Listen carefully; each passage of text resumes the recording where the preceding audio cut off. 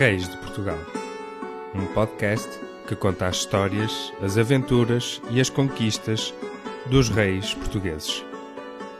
Um podcast de Rui Silva e Filipe Cavaleiro. Ora, olá a todos, sejam bem-vindos a mais um episódio deste nosso querido podcast sobre os reis de Portugal. Este é o quarto episódio e, caralho, Cavaleiro, estamos aqui rígidos. Sim, desta vez vamos falar do próximo rei de Portugal, né? Dom Sancho II. Não sei se o conheces. Não. Mas não andou contigo na escola. Não andou, este nem andou comigo na escola, nem eu. Mas houve um que andou. Mas levámos ao posto e ele não gostou muito. Por isso... Mas pronto, olha, mas fala-me um bocadinho sobre Dom Sancho II. Posso dizer que ele era conhecido como o Capelo. Ele nasceu a 8 de setembro de 1209 no Paço Real de Alcáçova, em Coimbra. Ele era o primeiro filho do rei Dom Afonso II de Portugal, com a rainha Dona Urraca de Castela, que era filha do rei Afonso VIII de Castela e de Leonor de Inglaterra, o que significava que o Dom Sancho II era um descendente de ilustres casas reais europeias, incluindo a linhagem de Afonso VI de Leão. Esta herança proporcionava-lhe uma complexa rede de relações familiares e políticas que, obviamente, vieram a influenciar o seu reinado. Eu acho piada esta frase. Complexa rede de relações familiares. Que eu quase mesmo queria dizer... Sweet home Alabama! É um bocado, não é? Eles tinham que manter a linhagem pura. Epá, mas tão pura, nossa. Tudo pelo trono. Não valia tudo.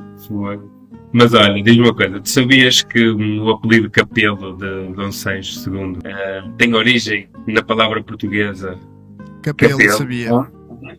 E pois, que se refere... à espera. Sim, mas agora o que tu não estavas à espera, se calhar, é que se refere a um capucho ou hábito frade. Que isso eu não sabia, por acaso. E este capucho ou hábito frade era o que era especialmente usado por membros da Ordem Franciscana, uma das ordens religiosas mais reconhecidas da Igreja Católica. E uma ordem... Mas ele era frade? Ele era frade? Pode ter vivido rodeado pelos frades e então para viver um bocado nessa devoção, digo eu. Sabes que eu não falei com ele, não o levei ao posto. Não foi este? Não foi este. Ainda bem, porque ele era frade. Mas eu agora explico-te aqui. Dom Sancho II recebeu este cognome devido ao hábito, não é? Já que estávamos a falar. Ao hábito franciscano que ele usou durante grande parte da sua infância. E, afinal não era frade, só gostava de copiar. Só gostava de copiar. E este apelido não só refletia a sua aparência na juventude, mas também simbolizava valores de humildade e devoção.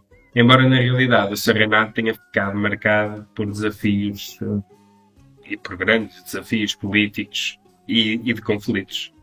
Tanto que a 3 de novembro de 1220, quando o Sancho tinha apenas 11 anos de idade, perdeu a mãe, a rainha Dona Urraca. Mas como a infância estava a correr tão bem, 3 anos depois, a 25 de março de 1223, o rei Dom Afonso II morre de lepra. E deixa assim o trono para o jovenzito Sancho, que tinha apenas 13 anos de idade. A sua juventude e falta de experiência política, como é lógico, representavam um desafio enorme para o governo do reino, não é? Tipo o Galama, estás a ver? Tipo sem experiência e tal, foi para lá. Mas ele teve ajuda, porque ele era novo e quando estava a começar a governar, teve aqui ajuda de uma malta de acordo com o que tinha sido deixado no testamento de Dom Afonso II. Portanto, havia um conselho que tinha pessoas importantes da nobreza da altura, incluindo o chanceler Gonçalo Mendes, muito conhecido, o mestre Vicente, igualmente conhecido, e o mordomo-mor Pedro Anos da Nova, que toda a gente conhecia em Portugal na altura. E a regência deveria durar até Dom Sancho II atingir a maioridade, que naquela altura era estabelecida aos 14 anos. Portanto, também não foi durante muito tempo, né? Porque ele começou aos 13, portanto também não foi durante muito tempo. Sim, mas também não me parece que tenhas grande maturidade de 14 anos. Mas era a lei da altura. Era a lei da altura, provavelmente uma lei afonsina. Sim, sim. É o mais provável, né? E durante estes primeiros anos do seu reinado, Dom Sancho II teve que lidar com o que veio de Dom Afonso II, ou seja, estava tudo partido, estava tudo cheio de conflitos, né? Inclusive ele foi excomungado, e o Dom Afonso II também tinha implementado uma série de medidas muito rigorosas para consolidar tudo no poder real, era tudo para a coroa mesmo, e isso depois acabava por prejudicar a malta toda da nobreza e da igreja, que não gostava muito da situação. Então Dom Sancho II acaba por herdar um reino que é marcado por conflitos internos bastante profundos e acaba por conseguir recuperar aqui algumas coisas. Se calhar o facto de ele ser o capelo já estava aqui a prevenir-se. Quem sabe se um dia não serei rei, o meu pai já foi excomungado, se calhar terei que voltar para a igreja para conseguir a preparar o futuro, não é? Sim. Se escorrer mal. Ele um dia iria ser, então better safe than sorry. Mas, como se não bastasse, as infames Teresa, Sancha e Mafalda, não sei se recordam, já falámos bastante delas aqui, tinham o testamento do Dom Sancho I que lhes dava castelos e terras, mas depois o Dom Afonso II quis tudo para ele, e então aqui o Dom Sancho II teve que vir-se também remediar aqui a situação anterior causada pelo pai dele. Portanto, mais um problema para resolver. Ele tentou resolver isto tudo, concedendo-lhes os rendimentos dos castelos, e eles poderiam também nomear alcaides escolhidos por elas. No entanto, esta solução não foi de todo definitiva, e Dom Sancho II teve que planear uma ofensiva para retomar os castelos em 1231. Revivendo assim os conflitos, né? Uma família portuguesa, com certeza. Parece aquele tipo de problema que nunca mais acaba, aquele ciclo vicioso. Tu pensas assim, epá, já acabou. Mas não. Não. Está sempre em loop. Mas olha, o mais complicado no meio disto tudo é que grande parte do reinado de Dom Sancho II foi cheio de conflitos. E a realidade é que as relações conflituosas com o clero também marcaram e muito o reinado do nosso rei de hoje. E a realidade é que Dom Afonso II tinha entrado em choque com a Igreja, não é? A ordenar o registro das terras, a medida que tencionava evitar que estas fossem apropriadas pela nobreza e pelo clero. Dom Sancho procurou resolver grande parte destes problemas. Claro, como é que se resolvia isto? Pagando valores altíssimos, não é? Money. Pagando um valor altíssimo ao Bispo de Braga e tentando assim garantir a absolvição do seu pai, que tinha sido, como já dissemos, excomungado.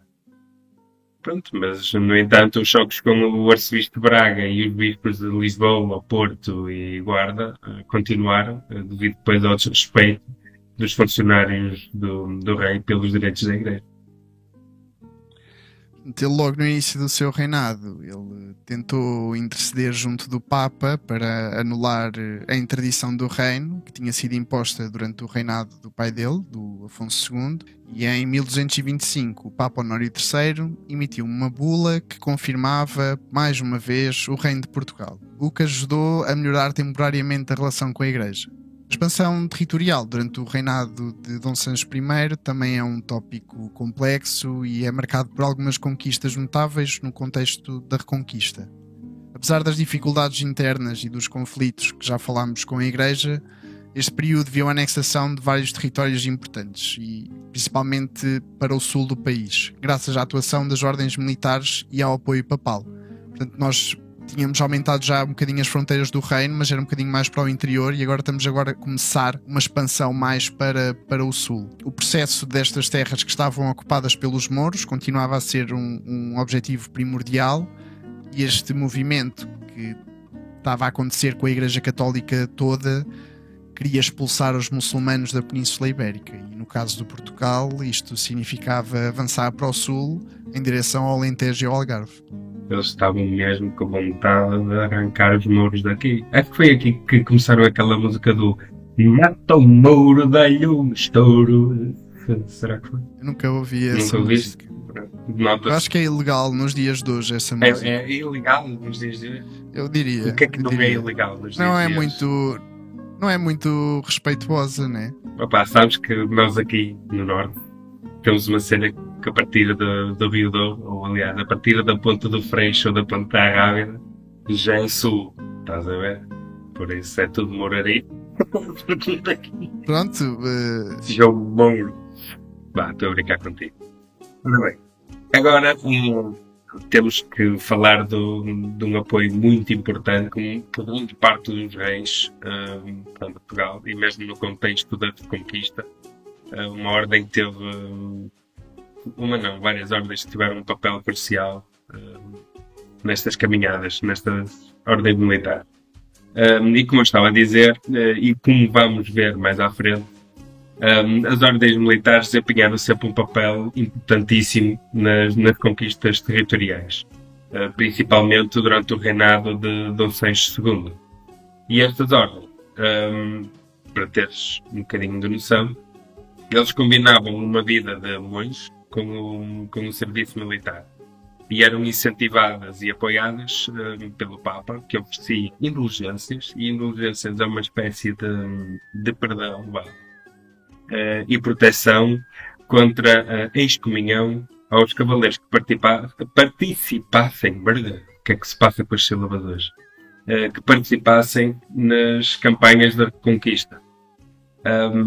E estas principais ordens que estiveram envolvidas nas batalhas foram a Ordem de Santiago, a Ordem dos Templários e a Ordem de Aviso.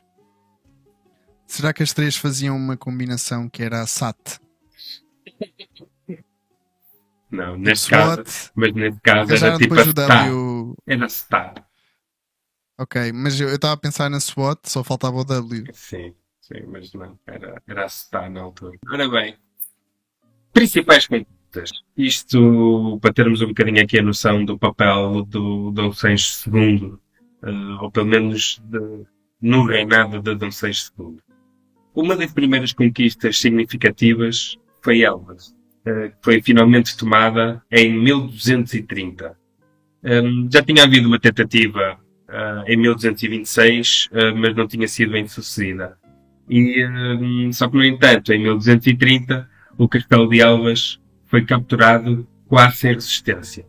E dizem as más línguas que a expressão pela graça do Senhor significou que o rei Dom Sancho II não teve qualquer tipo de intervenção e que foi graças à intervenção divina que não houve quase nenhuma resistência nesta conquista. A verdade é que o Castelo de Elvas tinha uma posição estratégica e serviu como um ponto de apoio para futuras incursões no território português, contra quem? Contra os mouros e mais tarde contra Castelo. Como nós aqui gostamos de vos aborrecer mais um bocadinho, o Castelo de Elvas não tinha qualquer função militar a partir do século XIX. Tendo sido assim deixado ao abandono, ao ponto de já no século XX estar completamente arruinado. Mas, isto é muito importante, graças ao esforço das boas gentes de Elvas, amantes da sua história e do seu património, iniciaram o seu processo de restauro, fazendo assim com que, em 1906, o Castelo de Elvas fosse o primeiro monumento nacional português. Ficas desde já a saber. E, já em 2012, a cidade quartel fronteiriça de Elvas e as suas edificações foram classificadas como Património Mundial da União. Ficas desde já a saber. É importante, para tu perceberes a importância deste hotel e desta cidade. E Deixou de ser importante porque deixaram-no em ruínas, não é? Sim, mas depois, no futuro, foi-lhe dada a devida importância. E para aqueles que gostam do ramo imobiliário, mais vocacionado para o medieval, há um projeto magnífico, e agora não estou a ser irónico, Há um projeto magnífico do Turismo de Portugal que tem como objetivo a valorização das fortalezas de fronteira, transformando estas 62 fortalezas em locais de visita, transmitindo a sua importância estratégica e histórica. Estão distribuídos em toda a linha de fronteira com os nossos hermanos da Espanha. E para saberem um pouquinho mais, podem ir ao seu site, que é www.fortalezasdefronteira.turismodeportugal.pt. Sabia que agora éramos patrocinados. Não éramos patrocinados, mas acho que tudo o que for de interesse geral, acho que nós devemos de deixar aqui o nosso contributo. As pessoas têm o direito de saber e de conhecer, porque eu também não conhecia e foi interessante descobrir isto. Portanto, já sabem, www.fortalezasdefronteira.turismodeportugal.pt. Se quiser ser mais específico, HTTP, como é que é? É HTTP. É isso, HTTP. www.fortalezasdefronteira.turismodeportugal.pt. Sabes quem é que me estava a lembrar agora? A cidade de Beja foi outra adição importante ao território português durante o reinado de Dom Sancho II. Esta conquista deu-se a 1234 e, à semelhança da tua querida Elvas, parece ter sido ocupada com relativa facilidade também, possivelmente devido à falta de resistência organizada pelos mouros ou pela rendição negociada. Beja, tal como Elvas, tinha uma importância estratégica relevante devido à sua localização. Controlar Beja significava que tínhamos um ponto de apoio crucial para a defesa do nosso reino, contra as investidas dos mouros e também para consolidar a presença dos cristãos na região. Diversas outras localidades, incluindo Aljustrel, Sesimbra, Mértola, Ayamonte e Tavira, foram também conquistadas principalmente graças ao esforço das ordens militares que falaste há pouco. Essas conquistas permitiram-nos uma expansão da autoridade portuguesa sobre grandes áreas que anteriormente estava tudo sobre o controle dos muçulmanos. Estas ordens militares foram absolutamente essenciais para conseguirmos expandir e os cristãos conseguirem ganhar a guerra, né? Conseguirem avançar. E a verdade é que Dom Sancho II dependia fortemente delas para alcançar esta expansão territorial. E em troca dos seus serviços, ele concedia-lhes terras e castelos nas regiões conquistadas.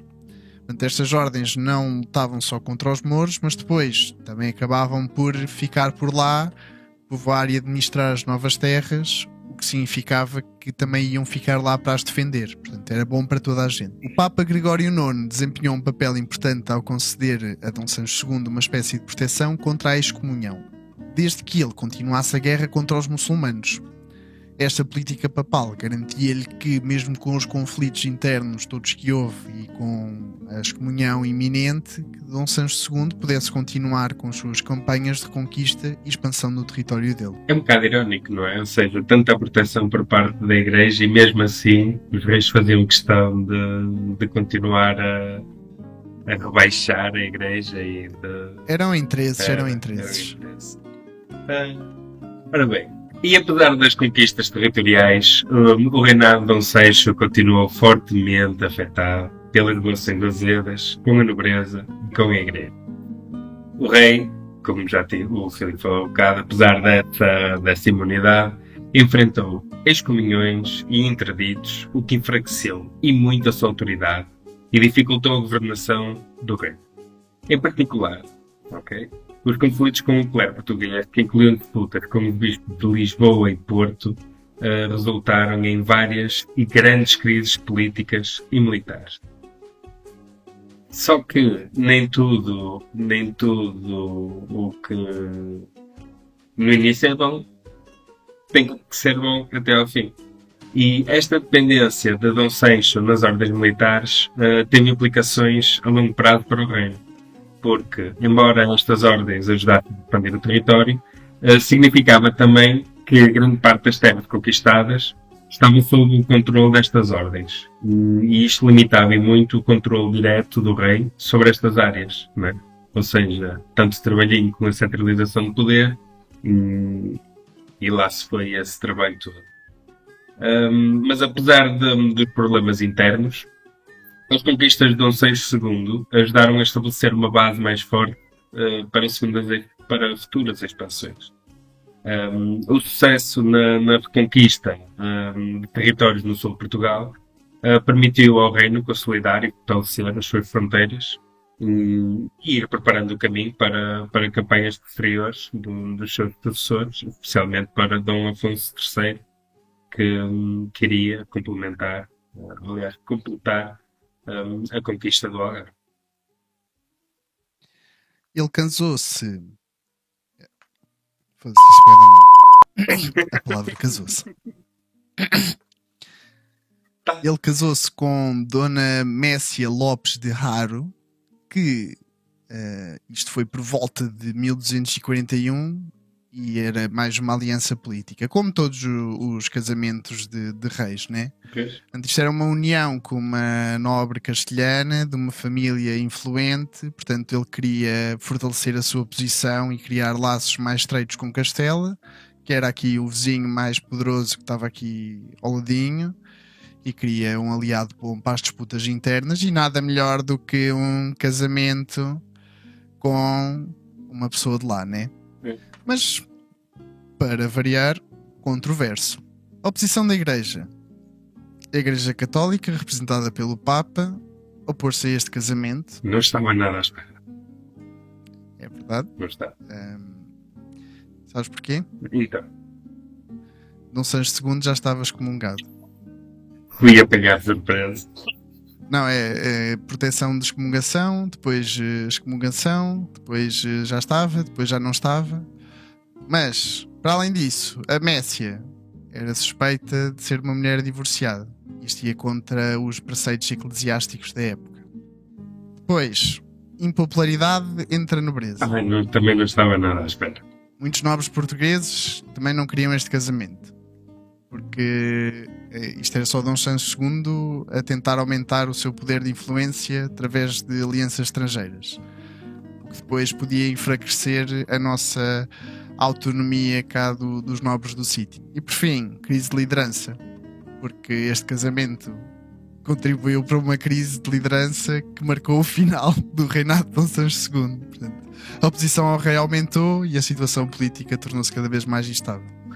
E em 1245, o Papa Inocêncio IV interveio diretamente, declarando Dom Sancho incapaz de governar e nomeando o seu irmão Dom Afonso III como regente.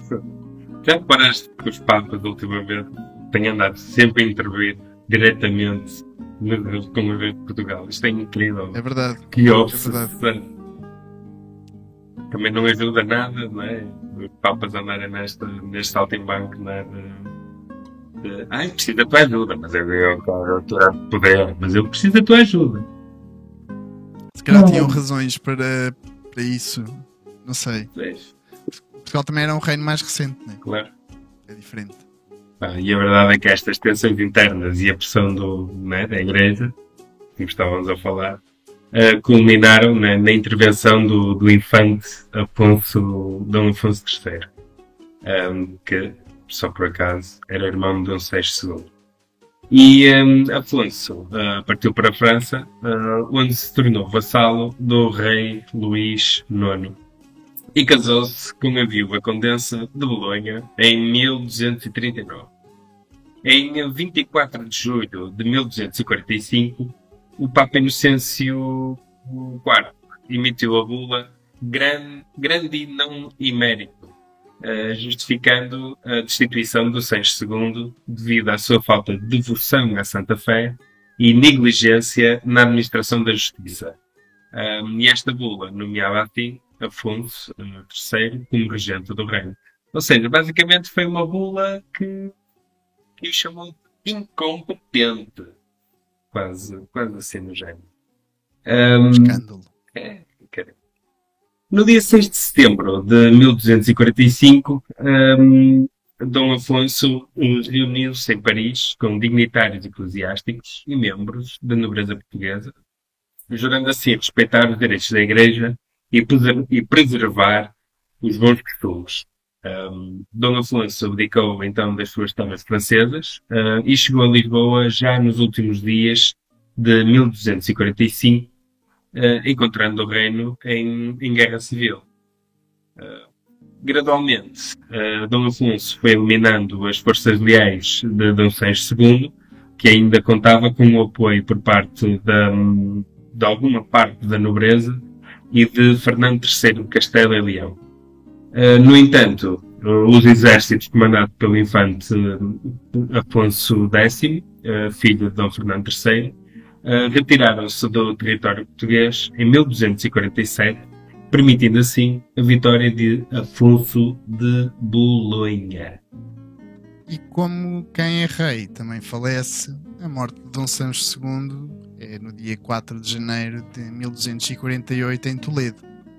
Foi onde ele passou os seus últimos dias, depois de ter sido excomungado e deposto.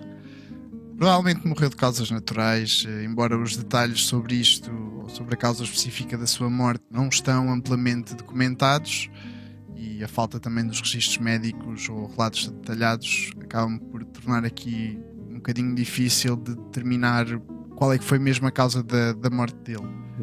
Mas é geralmente aceita a hipótese de que ele morreu de alguma doença ou de problemas de saúde típicos da época. Pensa-se que... Pois, quem sabe. E pensa-se que Dom Sancho esteja sepultado na Catedral de Toledo, em Espanha. Muito bem. Muito bem. E é assim, o exílio de Dom Sancho II é um exemplo destas complexas relações entre um poder secular e religioso na Idade Média, e a sua deposição destacou a influência da Igreja Católica na política europeia e nas dificuldades enfrentadas pelos monarcas que tentavam centralizar o poder em prejuízo dos interesses estabelecidos da nobreza e do clero. Dom Sancho deixa assim um legado queijo e fiambre, misto. Por um lado expandiu o território português, por outro a sua incapacidade de manter a ordem interna levou a uma crise de governação que resultou na sua destituição e exílio. E por hoje ficamos por aqui, era tudo o que tínhamos para vos dizer sobre Dom Sancho II. Voltaremos em breve com Dom Afonso III. Queres dizer adeus? Adeus. Reis de Portugal, um podcast que conta as histórias, as aventuras e as conquistas dos reis portugueses. Um podcast de Rui Silva e Filipe Cavaleiro.